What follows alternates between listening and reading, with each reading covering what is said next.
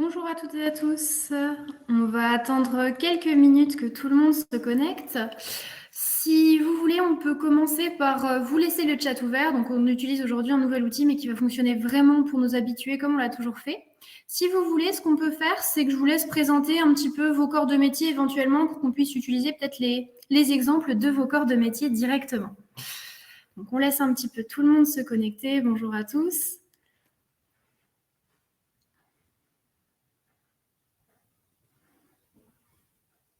Super, donc on a du massage, de la photographie, du fleuriste, esthéticienne. On a beaucoup de corps de métier, ça va être intéressant. Du meuble, de la confiture, super, c'est génial. Vous avez répondu présent pour notre premier webinaire de l'année. Donc avant de commencer, on vous souhaite bien entendu au nom de toute l'équipe numérique une très bonne année 2023. Plein de bonnes choses, aussi bien personnelles que professionnelles. Que l'année 2023 vous apporte tout ce qu'on peut vous souhaiter de beau. Donc, si vous le voulez, on va pouvoir tout doucement commencer notre webinaire, donc aujourd'hui sur le référencement local. Donc, on a choisi cette année d'essayer d'avoir une démarche un petit peu en entonnoir, d'aller du plus général au plus précis. Et donc, on a souhaité commencer cette série de webinaires par le référencement local. Le référencement local, on va voir maintenant tout de suite ensemble ce que ça représente. Donc, le référencement local, qu'est-ce que c'est? C'est tout simplement une position optimisée mettant votre entreprise en valeur dans les résultats des recherches en ligne des consommateurs situés autour de vous. En gros, l'idée, c'est que si je vends à des personnes qui sont proches de chez moi, il faut que quand ces personnes-là fassent une recherche, ce soit moi qui apparaisse avant les autres si je veux vendre et pas laisser toute la place aux autres. Le référencement local, ça va vraiment être votre meilleur allié si votre clientèle est dans votre ville ou votre région.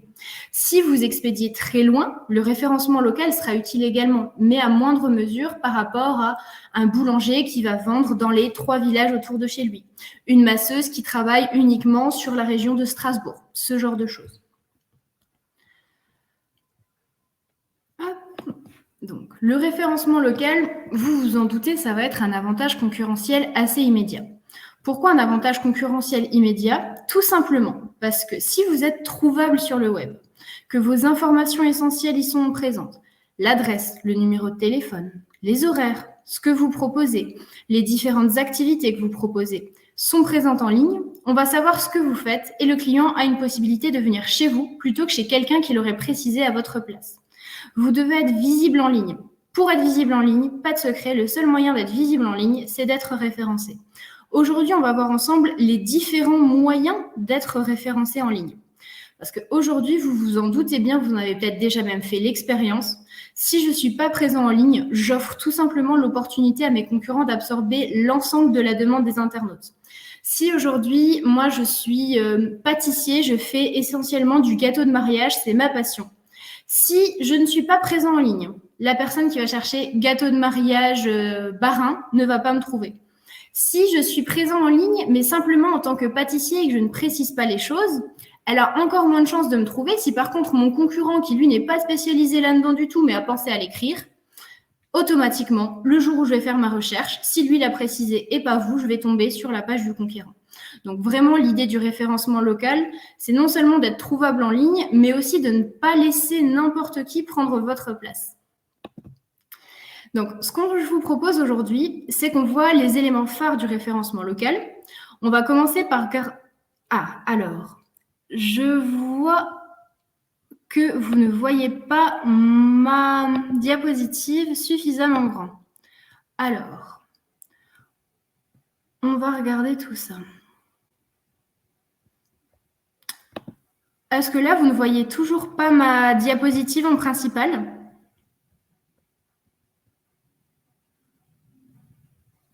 Ok, super.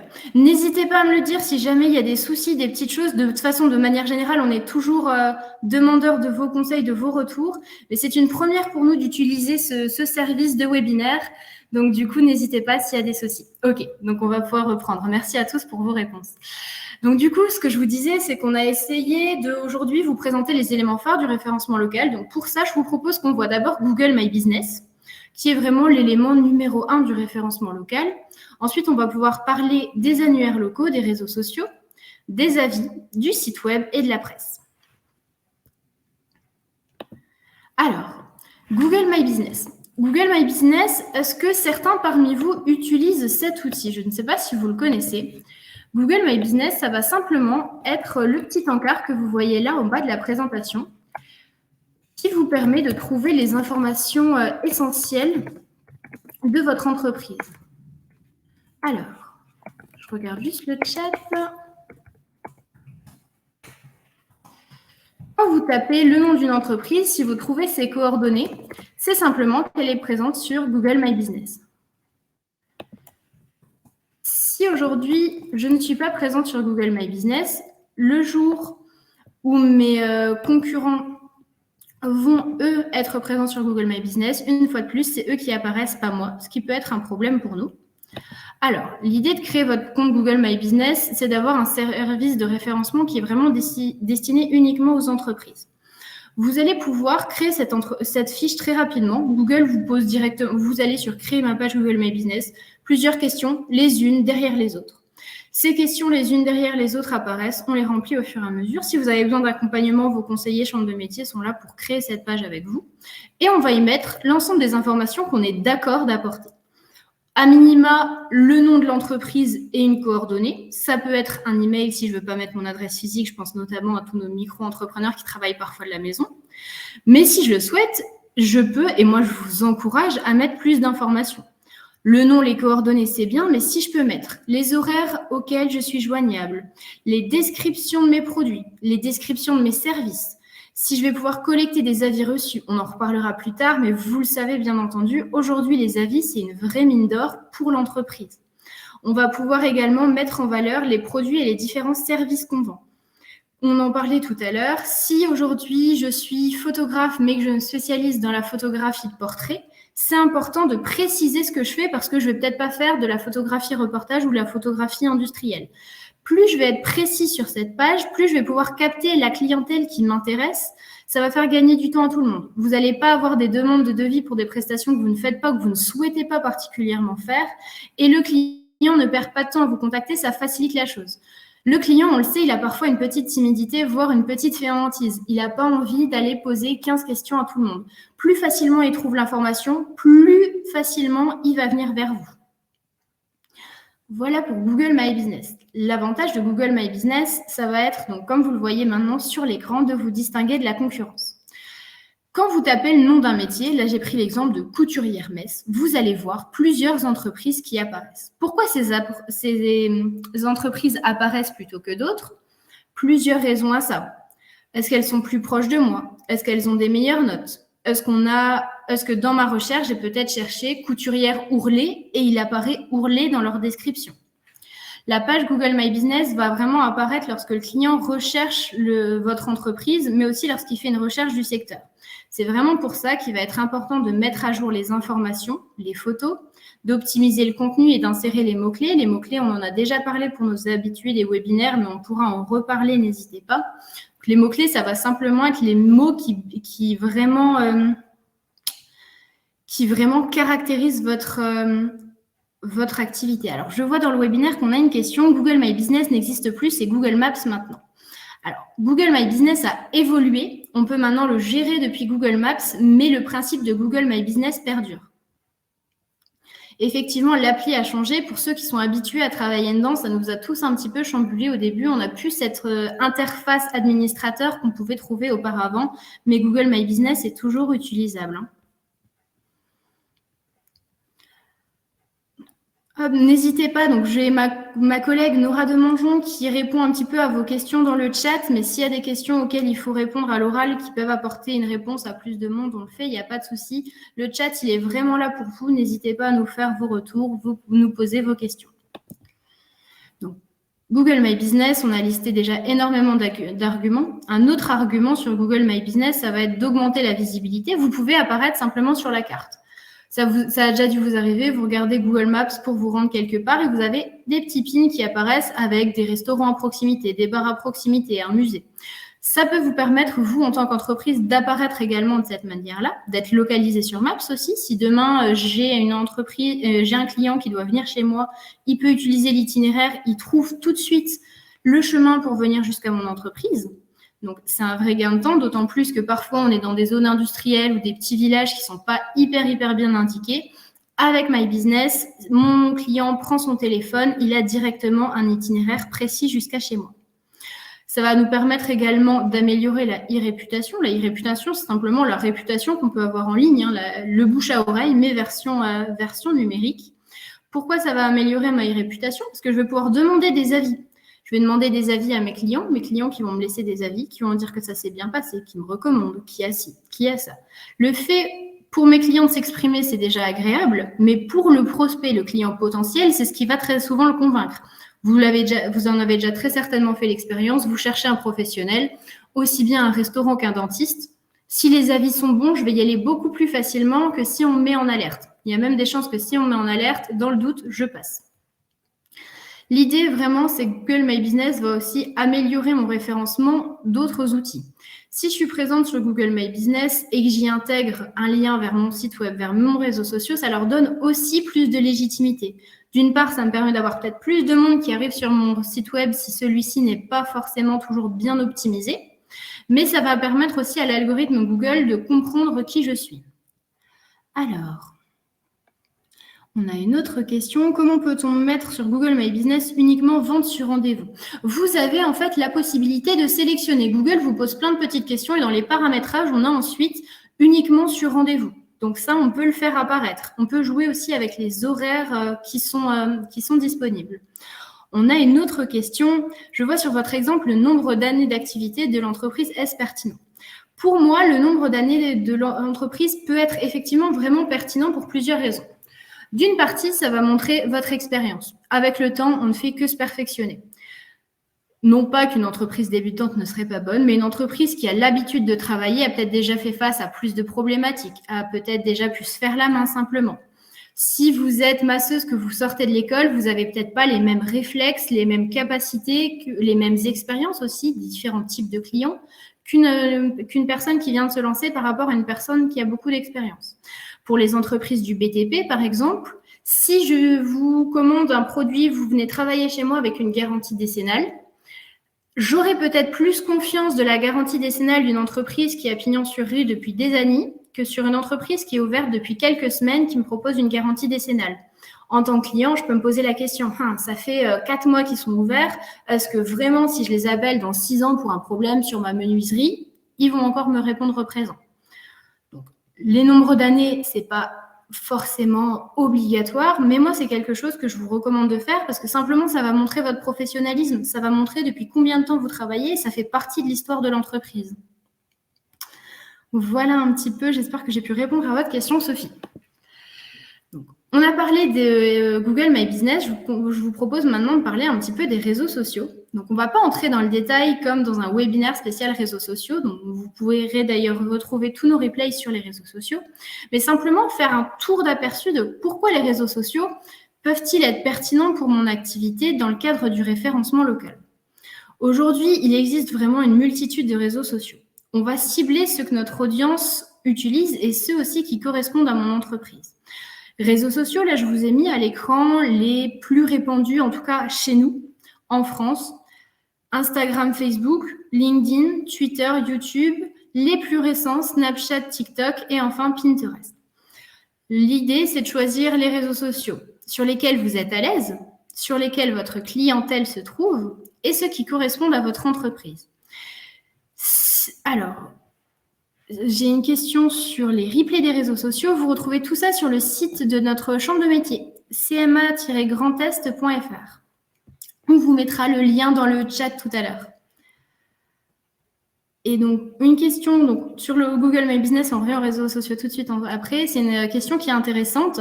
J'avais une fiche Google My Business à une adresse passée. Comment la changer? Vous allez simplement sur votre fiche Google My Business et vous avez la possibilité de changer l'adresse. Peut-être que Google vous redemandera une confirmation, vous demandera d'envoyer la localisation, ils vous enverront une carte par la poste sur laquelle il y aura un code, mais vous pouvez changer l'adresse de la fiche Google My Business, il n'y a pas de souci. Et il est effectivement possible d'avoir 2 fiches Google My Business aux mêmes endroits. Vous avez Nora qui vient de vous mettre, pour ceux que ça intéresse, le lien vers les replays des webinaires. Donc, vous avez là directement le lien des webinaires stratégie digitale, mais n'hésitez pas, vous retrouvez tous nos webinaires du numérique, mais aussi développement durable, commande publique et métier d'art si jamais. Voilà pour la parenthèse, on va retourner si vous voulez bien sur les réseaux sociaux, parce que l'horloge tourne et j'aimerais bien que vous ayez le temps après de poser toutes les questions que vous voulez poser. Donc du coup, les réseaux sociaux, ce qu'on se disait, c'est qu'il y a vraiment beaucoup de réseaux sociaux. Chacun a un petit peu ses codes. Il y a des réseaux sociaux qui vont être plus vers une clientèle professionnelle, vers une clientèle particulière, vers des plus jeunes, des moins jeunes. L'idée, c'est de trouver les réseaux sociaux qui vous correspondent, de commencer avec 1 ou 2 réseaux sociaux. Une fois que je suis à l'aise, d'aller peut-être plus loin, mais vraiment d'avoir cette démarche d'essayer d'aller rentrer en contact avec mes clients acquis, ceux que j'ai effectivement, et aussi ceux que je souhaite acquérir. Si j'ai une clientèle qui est une clientèle de 35 et plus bien installée, mais que moi, la clientèle que j'aimerais attirer, c'est une clientèle plus jeune. J'aimerais attirer les 20-25, les nouveaux actifs. Peut-être que je vais me rendre compte que Facebook, c'est bien, mais sur d'autres réseaux sociaux, j'arriverai mieux à capter leur attention. Ça va faire partie ça va vraiment faire partie de ma stratégie d'acquisition en fait de nouvelles clientèles. Donc réfléchir sur quels réseaux sociaux je suis et sur quels réseaux sociaux sont mes clients et mes clients potentiels. Sur ces réseaux sociaux, vous en doutez, le tout c'est pas d'avoir un compte, ça va être ensuite de publier. Donc publier un contenu qui va être de qualité. Un contenu de qualité, c'est pas forcément un contenu qui vous a demandé des heures et des heures de préparation, mais simplement de la cohérence. Il doit être pertinent et engageant. Je ne vais pas mettre une photo toute seule, une photo qui va être mal cadrée sans rien expliquer derrière, ou mettre un très long texte sans aucune illustration. J'ai assez peu de chances que ça capte l'attention de ma clientèle. L'idée, c'est de publier un contenu de qualité, donc je vais mettre une photo, une écriture, quelque chose d'assez élégant qui corresponde à mon entreprise et à mes valeurs. Et derrière, je vais pouvoir en profiter pour faire passer un message. L'idée, globalement, une photo, une image qui va capter l'attention et derrière un texte qui va transmettre de l'information. Les réseaux sociaux, on peut s'en servir pour parler de son entreprise, de ses valeurs, de ses fournisseurs, de ses produits, de ses envies, de réagir sur l'actualité. Il y a vraiment 1001 façons d'interagir sur les réseaux sociaux. Ce que nous, on vous encourage à faire, c'est d'employer des mots-clés qui vont être les plus pertinents et de localiser vos posts. Parce qu'une fois de plus, aujourd'hui, on se retrouve dans l'idée du référencement local, d'interagir vraiment avec les entreprises les plus proches de nous. Donc, le référencement local, ça va commencer par identifier mes posts. Ça peut être le nom de la ville, ça peut être le nom de l'entreprise, à vous de voir. L'idée, ça va vraiment être de faire en sorte qu'on me retrouve dans l'écosystème. Ça vous est peut-être déjà arrivé, en tapant le nom d'une ville sur Instagram, par exemple, vous trouvez plein de publications. Si on peut faire ça avec votre entreprise, c'est super. Pour faire ça, il faut simplement que vous soyez localisé et que vous utilisiez des mots-clés pertinents. J'avais pris en début de session l'exemple du gâteau de mariage. Si aujourd'hui, moi, ma spécialité, c'est la restauration de meubles anciens, si je précise restauration de meubles anciens sur ma page, je vais pouvoir capter une clientèle qui recherche ce genre de produit.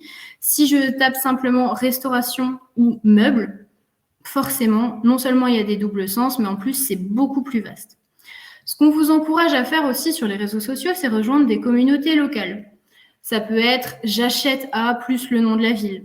Ça peut être « commerçant, artisan du Grand Est ». Ça peut être ce genre de petites choses. Pourquoi les rejoindre? Plusieurs raisons. Quand on va chercher à rejoindre des pages d'artisans, d'entreprises pour faire des partenariats, ça peut être une idée. Ça peut être aussi une idée pour être informé des nouvelles mises à jour, s'il y a des possibilités de marché, des recherches de partenariats. Mais quand ça va être avec de la clientèle directe, vous vous en doutez, l'idée, c'est d'être encore plus proche d'un client potentiel.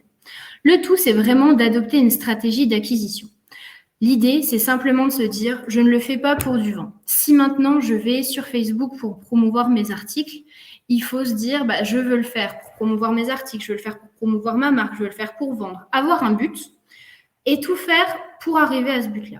Ça semble très bête à dire, mais si on ne se met pas vraiment un but, un objectif, on ne pourra pas forcément mesurer les résultats de cette chose-là et ça peut vite être frustrant. Si on ne se met pas d'objectif et qu'on n'est pas capable de se dire objectif atteint à 50%, ça ne va pas forcément nous permettre de vraiment s'encourager dans cette démarche puisque les réseaux sociaux, mine de rien, c'est un travail.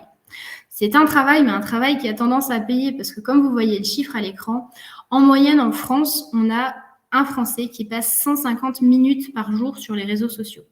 150 minutes, ça veut dire que pendant ces 150 minutes-là, vous avez la possibilité d'apparaître et dire « Hey, je vends ce produit ». Mon entreprise fait cette chose-là. Ça peut être aussi mon entreprise recrute, parce qu'on pense beaucoup à la promotion de ses produits, mais ça peut être la promotion de son entreprise également. Je recrute, je recherche un partenaire, je cherche un nouveau fournisseur qui aurait quelque chose de spécial. C'est l'occasion pour moi d'apparaître et d'interagir avec ma clientèle, mais aussi avec tout un écosystème. Alors, on a une question de Aude qui nous demande combien de contenu en moyenne pour rester attractif auprès des clients par semaine. Alors, la réponse parfaite à cette chose-là serait de vous dire au moins 2 fois par semaine. Mais, moi je mets un mais. Vous êtes artisan, vous le savez mieux que personne, quand on est artisan, on a 1000 casquettes. L'idée, c'est vraiment d'aller là où vous êtes capable. Moi, j'ai des artisans qui aiment bien les réseaux sociaux, qui ont pris l'habitude et qui maintenant arrivent à publier tous les jours et c'est génial. J'ai d'autres artisans qui ont du travail par-dessus la tête, qui publient une seule fois par semaine, voire moins. C'est aussi un choix d'entrepreneur. Nous, on vous conseille d'essayer effectivement 2 fois par semaine, d'autant plus qu'on vous propose des outils pour apprendre à programmer vos posts. Donc, vous pouvez aujourd'hui vous avez 3 heures de libre cet après-midi, créer des posts qui se publieront automatiquement les 3 mois prochains. C'est une possibilité. Plus vous allez publier, mieux ce sera, mais attention, vaut mieux publier un petit peu moins, mais un contenu vraiment de qualité, que publier tous les jours, mais avoir un contenu qui serait vraiment moyen. L'idée, ça va être d'être régulier, ne pas publier tous les jours pendant 1 mois et ensuite ne plus publier pendant 3 mois et republier d'un coup. Parce que votre clientèle ne comprendrait pas. Une fois, elle voit des nouvelles très régulièrement, une fois plus du tout, elle pourrait se demander ce qui se passe. L'idée, c'est vraiment d'avoir une régularité et d'avoir aussi une démarche qui vous ressemble mine de rien. Plus vous publierez, mieux c'est. Mais je vous conseille, moi, plutôt de bien publier plutôt que de publier tous les jours. Alors, on a eu pas mal de questions dans le chat.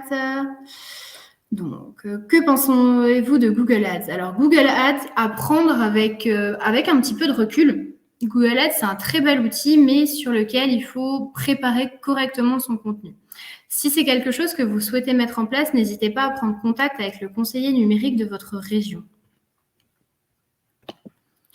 Hop. Donc ensuite, ce que nous on voulait vous dire aujourd'hui, donc on a parlé de Google My Business, des réseaux sociaux, mais au-delà des réseaux sociaux, l'idée ça va aussi d'essayer d'être mentionné. Être mentionné, qu'est-ce que c'est? Ça va être d'user autant que possible en fait des liens locaux, de faire parler de vous et d'inviter ceux qui écrivent à votre sujet à insérer même des liens vers votre site web, vers vos réseaux sociaux. Si maintenant vous avez l'Est républicain, Vosges Matin, le Républicain Lorrain, peu importe, un journal du coin qui fait un article sur vous, au niveau du référencement local, c'est génial, aussi bien de manière numérique que de manière papier pour ceux qui liront le journal de manière papier. Quand je lis un article écrit par une personne tierce qui vante les mérites de votre entreprise, de votre démarche, c'est une publicité qui est bonne à prendre. Même si maintenant, c'est simplement un article qui dit que vous avez réussi à embaucher de nouveaux apprentis et que vous allez faire de la transmission. Vous ne mettez pas forcément tout de suite vos produits en valeur, mais c'est quand même un beau coup de pub. Usez autant que possible de ces choses-là. Ça peut être les grands articles de grandes entreprises, mais aussi des plus petits articles, où vous avez maintenant un fournisseur qui fait un portrait de client. Vous travaillez avec, je ne sais pas, un fournisseur de peinture particulière, métallisée, qui travaille avec votre entreprise et qui décide de dire merci à notre client de nous avoir fait confiance. C'est une pub qui est bonne à prendre. Peut-être que moi, je vais repartager, donc lui aura gagné de la vue également. Mais si moi, toutes les personnes qui suivent mon fournisseur ou suivent mon client qui me remercie sur les réseaux sociaux, ça me fait de la pub auprès de son cercle à lui. Donc, aussi bien sur les articles en ligne que les posts des réseaux sociaux, c'est bon à prendre. Là où également on peut jouer là-dessus, c'est avec les descriptifs de produits. Vous avez un site web, vous faites des biscuits, vous utilisez la farine du moulin d'à côté. Le moulin d'à côté a tout intérêt à demander à être mentionné dans votre descriptif produit avec même, pourquoi pas, un lien vers son site web. Tout ça, bien entendu, c'est des arrangements à faire avec le client, le fournisseur ou le partenaire. Alors, je regarde un petit peu ce qui s'est dit. L'Est républicain fait des articles, mais ils ne mettent jamais de lien vers le site, du moins moi je... Alors, effectivement, l'Est républicain, c'est un bon exemple puisqu'ils vont faire normalement, eux, de la presse papier qu'ils adaptent. Ils font le choix de l'adapter aussi en ligne. Donc, du coup, les liens vers les sites web sont rarement mis réellement de manière cliquable, mais en attendant, on vous fait quand même de la publicité. Donc, si maintenant je lis un article qui parle de vous sur l'Est républicain, rien ne m'empêche derrière d'aller retaper sur Internet le nom de votre entreprise. Mon cerveau, en tout cas, aura eu connaissance de votre activité. Je suis d'accord avec vous, c'est pas ce qu'il y a de plus moderne, de plus facile à mettre en place. Mais en tout cas, l'idée, c'est vraiment d'avoir de la publicité, ne serait-ce que maintenant, si l'entreprise Soleil des Tropiques a eu un article dans l'Est républicain. Moi, derrière, quand je vais chercher une information sur Soleil des Tropiques, si je vois que dans les résultats des recherches apparaît un article de l'Est républicain qui vante les mérites de l'entreprise, moi, en tant que client, ça me rassure. Je me dis, ah bah oui, l'entreprise, elle est présente ci, elle est présente là, elle a des bons avis et même l'Est républicain parle d'eux. Ça me rassure en tant que client parce que ça montre quand même un petit peu les épaules solides de votre entreprise. On a des questions. Si je comprends bien, on fait plus de contenu en notant notre entreprise comme mot-clé ainsi que de contenu qui nous concerne. Cela nous aide à nous référencer. Exactement, Adrien. L'idée, c'est vraiment d'apparaître autant que possible. Que ce soit vous ou quelqu'un d'autre, si vous y êtes identifié, c'est super. C'est vraiment la démarche qu'on vous encourage à mettre en place. Tout simplement parce que dans la vie de tous les jours, le bouche à oreille, ça marcherait de la même manière. Si aujourd'hui vous êtes boulanger, vous souhaiteriez peut-être que vos clients, quand ils reçoivent quelqu'un pour le thé, disent bah tiens, cette tarte-là vient de chez monsieur un tel, ou que le jour où on lui pose une question, tu connais pas un boulanger dans le coin, il est votre nom à la bouche. Donc l'idée, c'est vraiment d'arriver de cette manière-là. Alors, quel contact? Alors, les contacts directement des journaux, je ne saurais pas vous donner ces choses-là, mais je pense que vous trouvez ça assez rapide, assez simplement sur les sites web directement des quotidiens en question. Donc, voilà un petit peu ce que moi je voulais vous dire au niveau d'être mentionné, d'apparaître en fait dans les médias des autres artisans, des autres entreprises. De manière générale, et un autre message qu'on vous souhaitait vous faire passer aujourd'hui, c'est de penser à toujours adapter vos contenus au format mobile.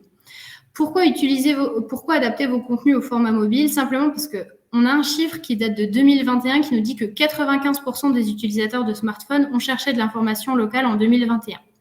Ça vous est peut-être déjà arrivé de faire une recherche sur Internet et de tomber sur un site web qui semble avoir exactement la réponse que vous cherchez, mais qui n'est pas adapté au format mobile. Donc, du coup, je ne vois pas l'information ou je ne la vois pas comme il faut. Je dois faire défiler sur le côté. Adapter votre contenu au format mobile, ça va être aussi bien d'adapter votre site web, d'adapter vos réseaux sociaux aussi. Quand vous publiez avec Meta Business Suite, qui est l'outil professionnel de gestion des posts Facebook et Instagram, vous avez la possibilité d'avoir un aperçu de ce à quoi ça va ressembler sur ordinateur et sur mobile. Ça peut être pas mal afin de vraiment réussir à apparaître correctement sur mobile, sur ordinateur, parce que si on fait tout directement via smartphone, il faut voir aussi si ça rend bien sur ordinateur. C'est vrai dans un sens, c'est vrai dans l'autre aussi.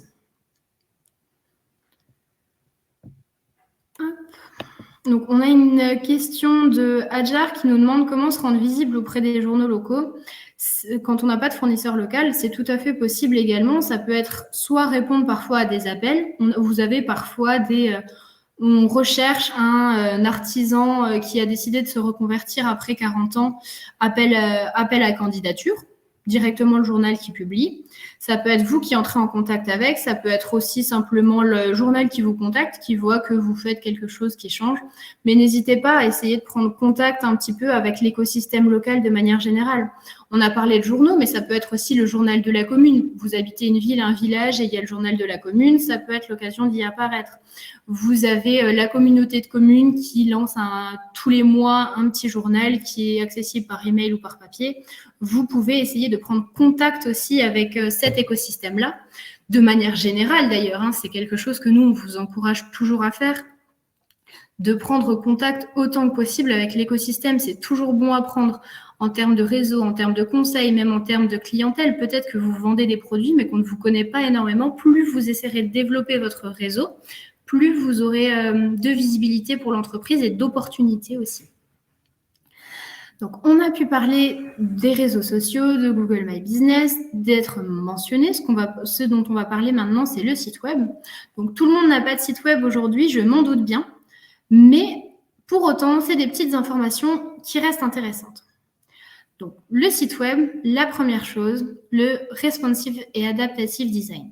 Ça revient un petit peu à ce qu'on se disait juste avant, de proposer du contenu qui soit accessible depuis mobile. Le design responsive, en fait, c'est simplement le fait que le site web va automatiquement s'adapter à la résolution de l'écran. Le site web va savoir quelle taille fait votre écran et va adapter le contenu. Il peut mettre, par exemple, les photos les unes au-dessus des autres au lieu les unes à côté des autres. Faire en sorte que le texte apparaisse plus grand, plus petit. L'idée, c'est vraiment que l'affichage du site web s'adapte à l'écran qu'il est en train de consulter. Le travail pour ça doit être fait au niveau des codes CSS et HTML. Pour ceux qui utilisent des sites web qui sont gérés par exemple par Wix ou PrestaShop, c'est des choses qui en général sont préconçues dans Wix. Vous devez simplement vous assurer que toutes les options ont été cochées.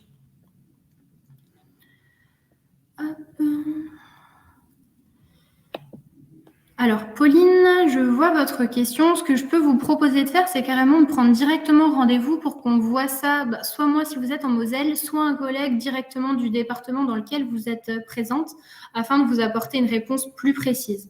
La CMA peut vous aider à travailler tout ça, il n'y a pas de souci. Je vous laisserai prendre contact directement avec le conseiller de votre département. Du coup, on revient un petit peu à notre site web. Donc, l'idée du site web, le site mobile, ça va être que le chargement des pages d'un site web, qu'il soit en responsive ou adaptative design, peut prendre plus de temps que sur un site mobile.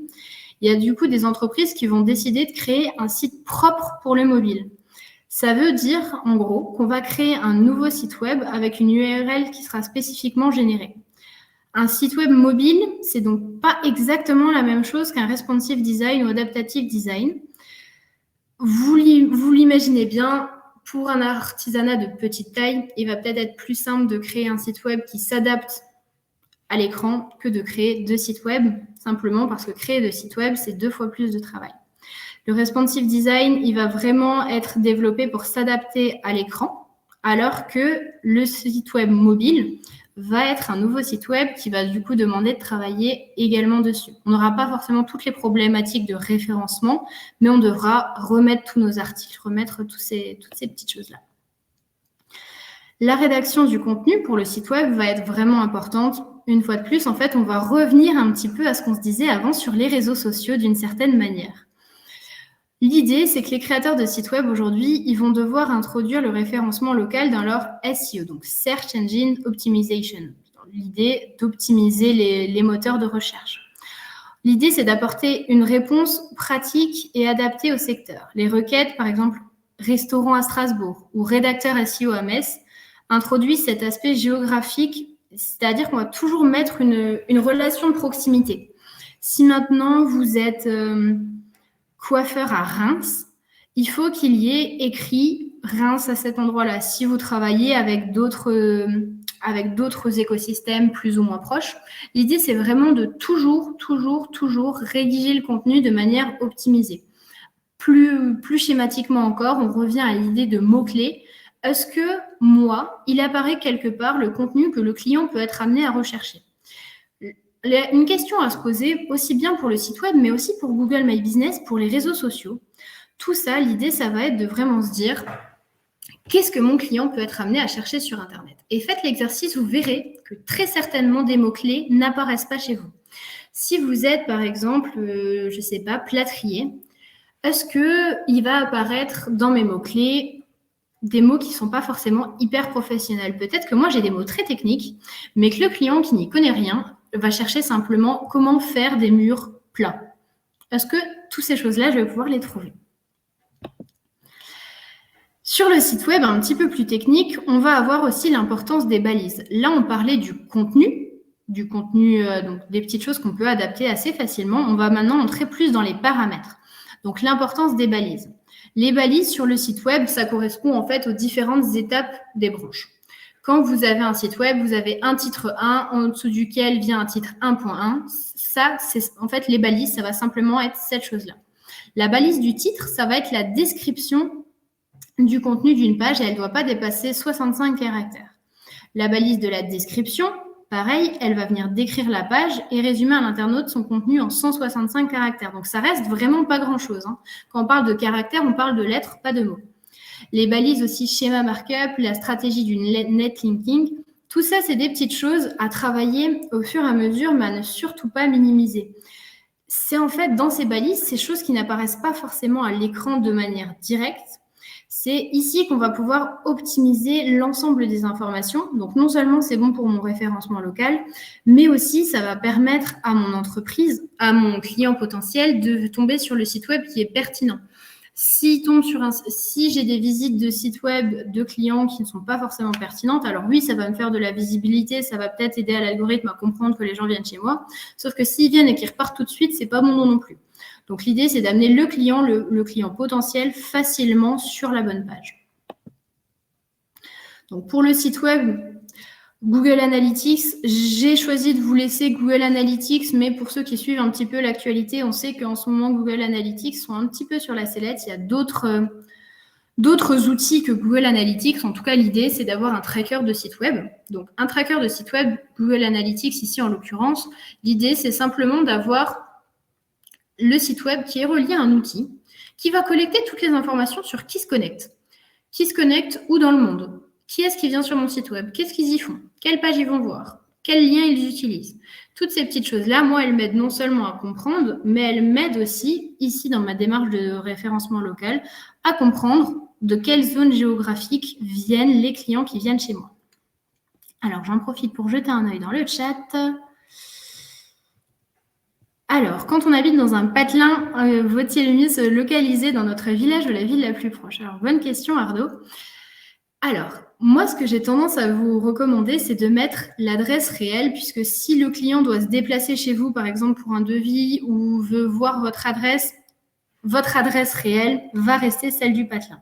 Mais par contre, sur Google My Business, vous avez la possibilité de remplir la zone desservie. En gros, la zone desservie, ça va être l'idée de donner l'information à Google. Je vais travailler ici, c'est pertinent de me mettre en avant. Demain, vous êtes maçon, vous êtes un excellent maçon, ça ne sert à rien d'avoir beaucoup de monde qui vous voit au nord de la Belgique. Parce que la probabilité que vous vous déplaciez au nord de la Belgique pour faire des chantiers, elle est vraiment très faible. Vous allez pouvoir expliquer vraiment à votre client, à Google, je vais travailler dans un périmètre de 45 km autour de chez moi, dans telle et telle ville, c'est pertinent de me mettre en avant, sans pour autant changer votre adresse, puisque même d'un point de vue légal, votre adresse reste l'adresse, même si c'est une adresse de petit patelin. Et ça peut être intéressant également, parce que si on est dans un petit village, ça peut permettre aussi de ne pas avoir une trop grande concurrence. Plus la ville est grande, plus vous pouvez avoir de concurrence. Si vous êtes dans un quartier plus reculé ou dans un plus petit village, vous avez peut-être moins de concurrence. On a une question de Gaël qui nous demande ce qu'on pourra utiliser si Google Analytics disparaît. Plusieurs possibilités à voir vraiment en fonction de votre site web. Vous avez vraiment beaucoup de possibilités. Les plus connus, ça va être... ça va vraiment dépendre. Un qu'on utilise, nous, assez souvent, c'est Matamo. Je vous mets le nom dans le chat, mais vous en avez bien d'autres. Hop. Donc, si ça, c'est des choses qui vous intéressent, n'hésitez pas. On a un webinaire en replay qui est également disponible en ligne. Il y a d'autres outils qui existent. C'est vraiment les trackers de sites web. C'est une dynamique complète. Donc, si vous avez des questions sur ces choses-là, n'hésitez pas. On pourra y répondre de manière assez rapide, mais on pourra regarder également directement, soit en prenant rendez-vous à la chambre de métier, soit en vous partageant les replays des webinaires qui ont été faits avec des experts de ces sujets-là.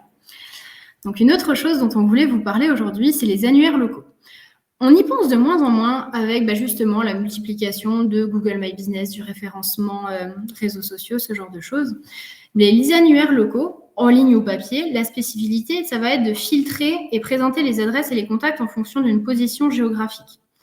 Aujourd'hui, ça semble très technique, mais à l'époque, on recevait les pages jaunes à la maison, on cherchait un dentiste à Metz, on allait dans Metz, dentiste, on trouvait les contacts. En ligne, ces outils-là, ils existent aussi bien les pages jaunes que plein d'autres annuaires. On regardera ensuite comment on peut sélectionner ces annuaires-là. Mais il y a beaucoup d'annuaires dans lesquels vous pouvez apparaître. Très généralement, c'est même gratuit. Et l'idée, c'est de mettre en avant votre entreprise.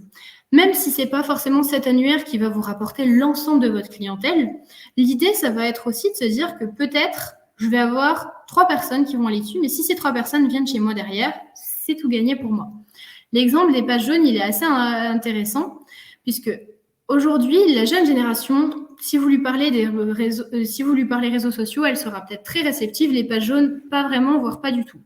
Mais si votre clientèle de, on va dire schématiquement, 60 et plus, qui a grandi avec les pages jaunes, a l'habitude de cette chose-là, ben peut-être qu'elle, même sur Google, va pas chercher directement charcutier à Strasbourg. Elle va aller d'abord dans page jaune, ensuite chercher corps de métier, charcutier, ville, Strasbourg. C'est pas forcément l'habitude, mais ça peut rapporter de la clientèle. On a Sophie qui nous dit « Ce local est trop coûteux, je ne sais pas si ça vaut vraiment le coup ». Alors, personnellement, je rejoins votre avis là-dessus. Ce local est réellement coûteux, mais vous avez la possibilité de vous inscrire sur bien d'autres annuaires. Vous avez des annuaires qui sont parfois, par exemple, proposés par la chambre. Exactement, ils ont une version qui est gratuite. Moi, c'est de cette version-là dont je vous parlais. Travailler avec Solocal, c'est à vous de voir. Nous, effectivement, on n'a pas toujours eu de très, très bons retours sur les versions payantes. Mais je n'irai pas plus dans le détail. Donc, Solocal, effectivement, la version coûteuse, pas forcément d'avis à vous transmettre là-dessus très positif, mais la version gratuite vous permet de mettre simplement en avant le numéro de téléphone, la ville et votre nom. Vous avez d'autres annuaires. La chambre de métier, par exemple, on vous propose des annuaires. Je pense notamment à l'annuaire Réparacteur. Donc, le label Réparacteur qui est accessible à toutes les entreprises qui réparent dans une idée de développement durable, en fait, de réutilisation des produits en dehors de la mécanique. Donc, si aujourd'hui, vous refaites des meubles, vous faites du scrapbooking, n'importe quoi, toutes ces choses-là peuvent entrer dans ces annuaires-là. Et l'idée, c'est d'apparaître dedans. Si maintenant, je cherche un réparateur de télévision, bah, je sais que dans l'annuaire réparateur, je vais pouvoir retrouver un réparateur de télévision, par exemple.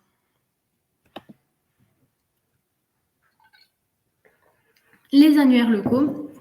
Moi, ce que je vous encourage à faire, c'est de rechercher en fait les annuaires dans lesquels vous voudriez apparaître. Pour ça, plusieurs moyens. Ça peut être annuaire Grand Est, annuaire Bas-Rhin, annuaire Châlons en Champagne, ou alors annuaire coiffure, par exemple. Recherchez vraiment avec les différents corps de métier. Plusieurs petites choses peuvent exister. Alors, je regarde en même temps les questions. Les coordonnées de vos conseillers, oui, je vous donnerai tout ça à la fin du webinaire. Comment s'inscrire dans l'annuaire de la chambre de métier? Pour s'inscrire dans l'annuaire de la chambre de métier, vous prenez contact directement avec votre conseiller entreprise ou votre conseiller développement durable.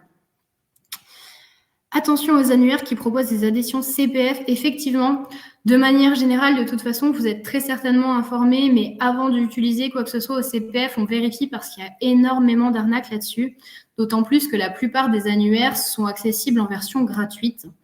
Pas aussi en détail, mais au moins un petit peu. Donc, pour les mots-clés, donc Constance qui a une question sur les mots-clés, je vous conseille de prendre rendez-vous directement avec mon collègue de l'Alsace qui pourra travailler avec vous sur ces questions-là vraiment de manière précise parce que là, de toute façon, il ne nous reste pas très longtemps, on a encore des petites choses à voir et ça ne répondrait vraiment qu'à votre question. Donc, je vous conseille de vraiment prendre rendez-vous avec mon conseil. Il se déplace soit directement chez vous, soit vous vous retrouvez à la chambre de métier et vous travaillez vraiment directement ensemble sur ces questions-là. Les agences de com proposent un loyer mensuel de faire du contenu du Google Ads. Est-ce valable ou arnaque? Alors, Laurent, effectivement, votre question est intéressante. On a des agences de com qui proposent de travailler tout ça pour nous. C'est comme tout. Il y a du bon, il y a du moins bon, il y a des notes d'attention à avoir parfois. Globalement, tout le monde ne fait pas appel à des boîtes de com. Vous pouvez faire appel à une boîte de com, à savoir simplement que forcément, ça aura un coût. On s'intéresse, comme avec n'importe quel autre partenaire, comment travaille le partenaire? Est-ce que la boîte de com a des exemples? Quels sont les tarifs? Qu'est-ce qui se passe derrière? Quel est mon type de contrat? Est-ce que j'ai un abonnement par mois? Est-ce que j'ai un engagement? Est-ce que j'ai un retour sur investissement qui est prédit? Quelque chose comme ça. Pas forcément de l'arnaque, mais en tous les cas, je fais attention à ce qu'on me propose. Alors, on a une question de Adrien sur Income. Très honnêtement, je n'ai jamais travaillé avec eux. Je ne saurais pas vous dire spécialement, vous donner de retour là-dessus. Si vraiment c'est une question que vous vous posez, n'hésitez pas à m'envoyer un email. Je pourrai regarder ces choses-là et je vous répondrai rapidement. Comment supprimer les infos erronées sur les annuaires ou les sites web qui nous ont cités il y a longtemps et qui ne sont plus d'actualité? Alors, quand c'est un annuaire, c'est en général plus simple parce qu'on a encore derrière des bureaux qui travaillent. Donc, du coup, on peut souvent demander à reprendre la page, demander à être administrateur, ce genre de choses. Mais également, ce qui va pouvoir être possible, si c'est un site, donc, la version la plus simple, si c'est un site web qui tourne toujours d'un partenaire ou quoi que ce soit, on va pouvoir aller directement le contacter, lui demander de mettre à jour. Si par contre, c'est un site web qui n'est plus animé et qui reste en ligne, ça peut être un petit peu plus compliqué. Si vous avez un exemple précis, une question, n'hésitez pas à prendre contact une fois de plus avec votre conseiller CMA directement le plus proche pour travailler ensemble plus précisément sur cette demande. Hop, donc on va pouvoir passer à la suite. Donc, on a parlé de différents outils. Tous ces outils vont avoir un point qui se ressemble, ça va être l'importance des avis. Les avis clients jouent un rôle majeur dans le référencement local. L'idée, ça va être que, si on prend l'exemple de Google, Google va vous offrir un meilleur positionnement. Mieux vous êtes noté, plus facilement vous apparaîtrez dans les résultats. Il faut savoir que les avis clients impactent positivement ou négativement le processus d'achat, que ce soit au niveau d'un algorithme, mais aussi simplement au niveau de l'idée du client. Si vous, maintenant, vous regardez une entreprise, quelle qu'elle soit, aussi bien une entreprise, une petite entreprise artisanale qu'une grosse entreprise, un supermarché, un restaurant, un professionnel de santé, les avis vont mine de rien vous impacter dans votre choix. L'exemple qui parle le plus, c'est quand on va quelque part qu'on ne connaît pas. Vous êtes en vacances, vous recherchez un restaurant pour ce soir. Peut-être que même si vous lisez la carte, vous allez avoir le réflexe d'aller regarder sur Internet pour voir les avis. Aujourd'hui, les clients font de plus en plus confiance à leur pairs plutôt qu'à l'entreprise directement. Parce que vous vous en doutez bien, vous-même en tant qu'entreprise, si vous devez faire la promotion de votre entreprise, vous allez utiliser des mots-clés pertinents, vous allez utiliser uniquement du positif, vous allez mettre de jolies photos, puisque vous n'avez aucun intérêt à vous dévaluer. Le client, par contre, il n'a pas cet intérêt-là. Le client, il va dire réellement ce qu'il pense, réellement ce qu'il a vécu. Donc, on lui fera un petit peu plus confiance. Bien entendu, il y a toujours le risque d'avoir des avis qui ne sont pas mérités, pas honnêtes. Toutes ces choses-là, on peut de toute façon travailler dessus. Mais l'idée, en tout cas, c'est réellement de laisser la possibilité à votre clientèle de laisser un avis. On va envoyer un message positif puisqu'on leur montre aussi qu'on souhaite développer le meilleur service, qu'on est prêt à développer des axes d'amélioration parce que les avis peuvent aussi servir à avoir réellement un retour là-dessus. En dehors de vouloir promouvoir la qualité de mon entreprise, moi, en tant que chef d'entreprise, c'est intéressant aussi d'avoir le retour de mes clients là-dessus. Si mes clients me disent toujours oui, oui, très bien, et qu'en fait, ils n'osent pas me dire que, je ne sais pas, ma baguette, elle est excellente le jour même, mais le lendemain, elle n'est plus possible à être utilisée. Ou alors, tout s'est très bien passé, mais vous auriez aimé pouvoir payer à table plutôt qu'au comptoir. C'est des retours qui sont intéressants à avoir. Les avis, je peux les avoir de manière publique sur Google, sur Facebook, sur Trustpilot, peu importe. Mais collecter les avis de mes clients, ça peut aussi être, une fois que j'envoie ma facture par email, je leur demande de me dire comment ça s'est passé. Je collecte les avis aussi. Ça m'aide à avoir un œil un petit peu extérieur sur mon entreprise et à toujours faire en sorte d'avoir une meilleure approche. Aujourd'hui, c'est d'autant plus important qu'on sait que 33% des clients ont plus de chances seulement 33 clients des avis ont plus de chances de laisser un avis négatif en cas de mécontentement, alors que seulement 20% d'entre eux sont susceptibles d'exprimer leur satisfaction suite à leurs expériences. L'idée, c'est de faire attention puisque l'avis, il peut être positif, il peut être négatif. Si j'ai un avis négatif, je peux y réagir, bien entendu, mais toujours avoir vraiment un plan d'attaque. Aussi bien remercier l'avis positif qu'on me laisse que me préparer à l'avis négatif. Parce que, bien entendu, si je veux récolter des avis, je ne peux pas demander que des avis positifs. Les avis, ils seront du tout venant. Donc, du coup, me préparer à cette chose-là aussi. L'idée, c'est de consulter régulièrement vos différentes pages et outils, voir là où on peut vous laisser des avis, des commentaires et y répondre, qu'ils soient positifs ou négatifs. Vos clients attendent souvent d'obtenir une réponse de votre part. Ça va créer du lien, ça va renforcer la fidélisation et parfois ça va pouvoir aussi permettre d'adapter réellement un contenu. Si vous avez des avis qui vous demandent recommandations, qui vous disent qu'il vous aurait bien aimé ci ou ça, le client, il sera content d'avoir une réponse, qu'on lui dise, bah, écoutez, on va travailler là-dessus, on va voir ce qu'on va faire. Mais même de manière générale, le client a pris le temps de laisser un avis pour vous remercier de votre travail, pour dire qu'il est content, pour vous mettre en alerte sur quelque chose. Dans tous les cas, on va le remercier. De même manière que dans la vie de tous les jours, si je vous croise et je vous dis que ça a été vraiment très agréable de travailler avec vous aujourd'hui, si je suis bien élevée, je vais répondre merci. Si on va me dire que peut-être il y a eu un petit souci, on ne me comprenait pas bien, bah, je vais chercher à aller plus loin, je vais remercier de m'avoir laissé le temps. Si par contre, on va venir, je vais avoir des commentaires qui vont être vraiment violents, méchants, non désirés et non désirables, je vais pouvoir agir aussi. Si maintenant j'ai un concurrent qui me laisse des mauvais avis sur mes réseaux sociaux, je vais y répondre, bien entendu. Si j'ai un client qui n'est jamais venu, qui me laisse un avis négatif, pareil, je vais y répondre. Donc, si en cas d'attaque, entre guillemets, je dois répondre, bien entendu, je réponds aussi aux avis positifs. De manière générale, je cherche à entrer le plus en contact avec mes clients. Et le jour où je dois avoir un avis négatif, ça me permet de continuer à répondre et aussi de m'expliquer. Quand on a un avis négatif, bien entendu, on répond jamais à chaud parce qu'on n'est jamais sur le coup de l'énervement, on est rarement très agréable ou très malin, c'est humain. Donc, un avis négatif, je prends le temps de le lire, je réfléchis de possibilités. Soit ça peut arriver, on est tous humains, bah effectivement, je me suis loupée, il y a eu un problème, ou ça peut être même un problème de produit. Je suis peintre en bâtiment et puis la peinture a craquelé quelques temps après. Il y a différentes possibilités. Peut-être que j'ai eu un problème sur mon produit, peut-être aussi que mon client n'a pas respecté les consignes que je lui ai données. Dans tous les cas, je ne réponds jamais à chaud, jamais sur le coup de l'énervement. J'essaye de comprendre réellement ce qui s'est passé.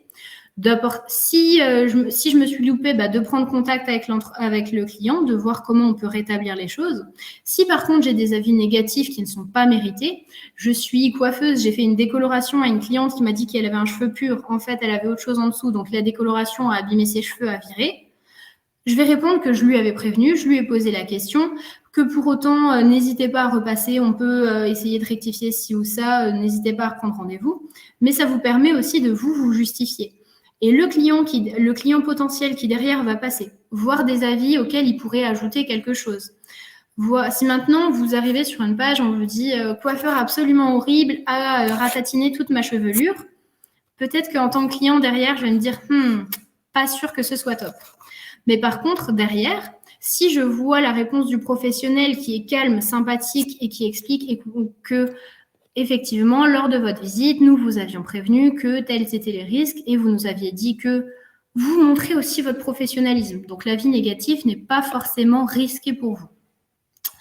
Voilà un petit peu pour tout ce qu'on pouvait dire aujourd'hui sur le référencement local.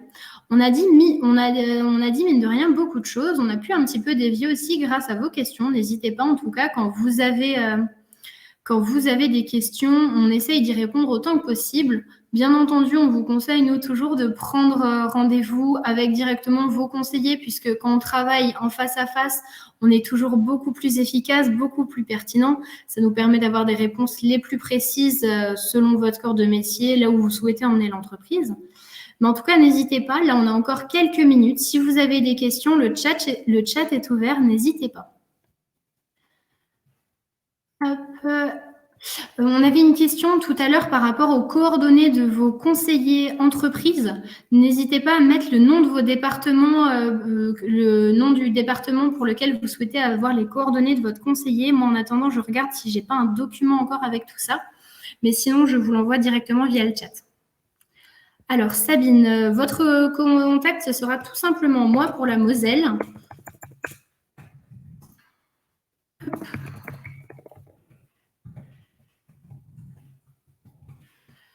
Super. Donc, pour le Haut-Rhin, je vous donne les contacts également.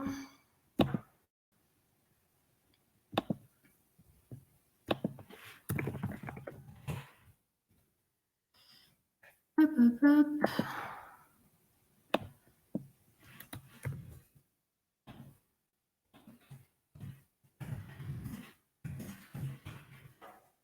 Alors,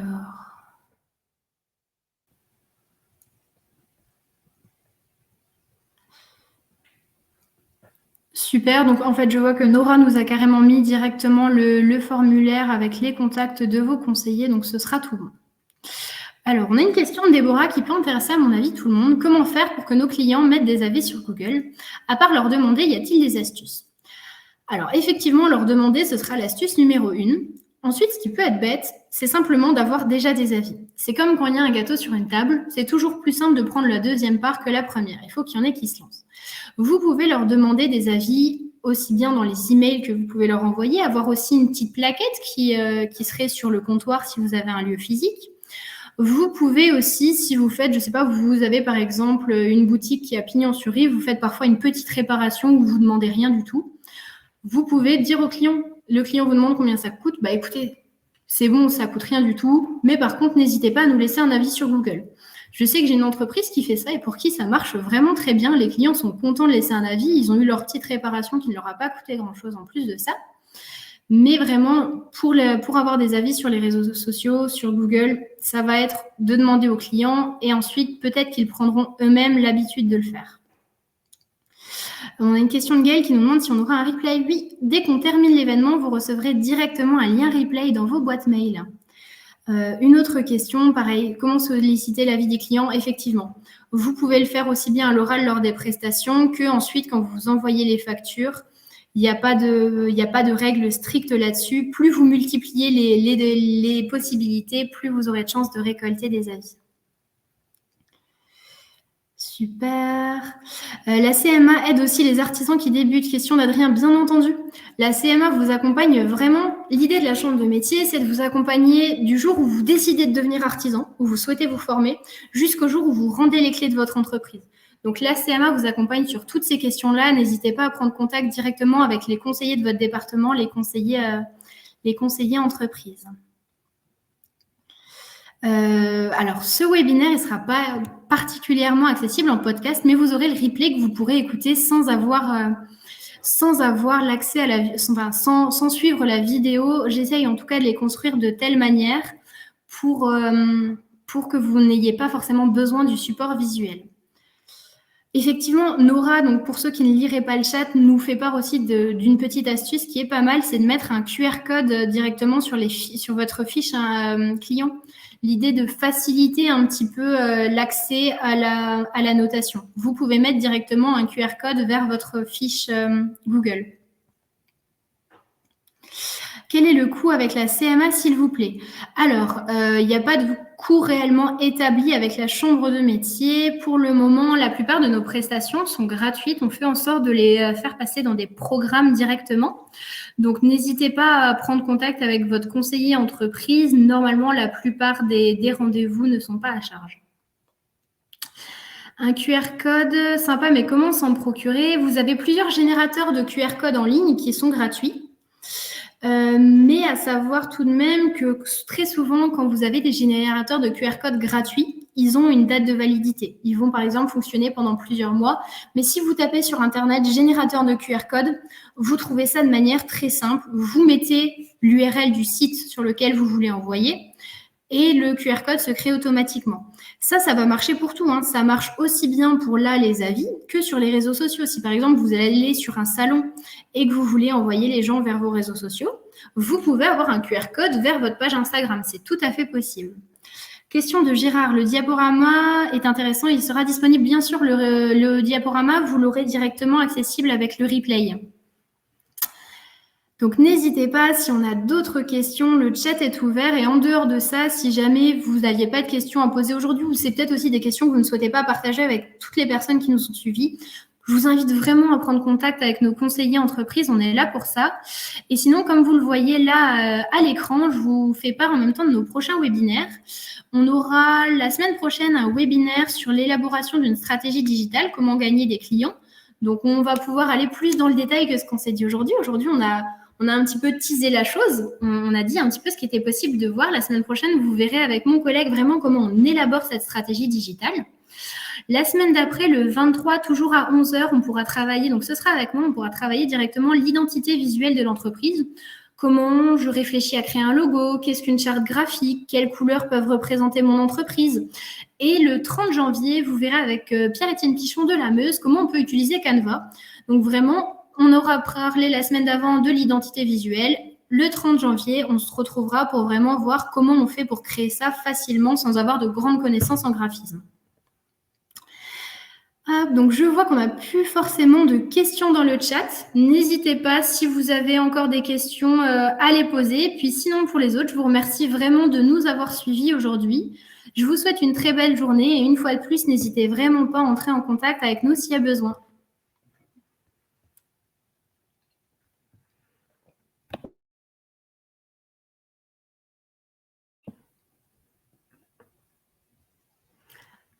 Super. Merci à tous. Très bonne journée. Donc, je vais fermer le chat. Et donc, à très bientôt pour de nouveaux webinaires ou des rendez-vous directement en tête-à-tête.